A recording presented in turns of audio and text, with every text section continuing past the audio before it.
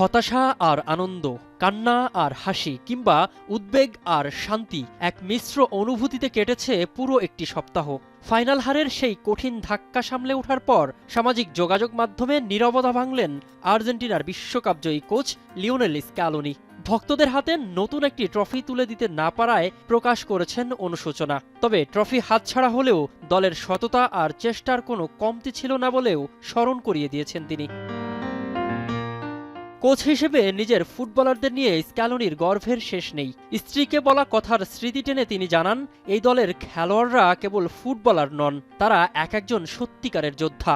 শরীরে যখন আর শক্তি থাকে না, পা যখন মস্তিষ্কের নির্দেশ মানতে চায় না, তখনও হাল না ছেড়ে দাঁড়িয়ে থাকার মানসিকতাই এই দলের আসল ট্রফি। সেই সাথে বাইরের মানুষের নানামুখী সমালোচনা সামলেও যারা শেষ মুহূর্ত পর্যন্ত লড়ে গেছেন, সেই ফুটবলারদের আত্মত্যাগকেই সবচেয়ে উঁচুতে রাখছেন তিনি।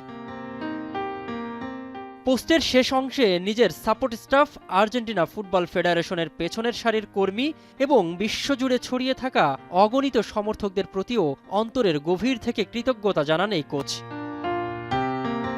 খেলার জয় পরাজয় পরিসংখ্যানের খাতায় জমা পড়ে, ট্রফি ঠাঁই নেয় শোকেজে, কিন্তু স্ক্যালোনির শিষ্যরা যে লড়াই, অধ্যাবসায় আর জয়ের অদম্য ইচ্ছা দেখিয়েছেন, তা হয়তো যে কোনো ট্রফির চেয়েও মূল্যবান।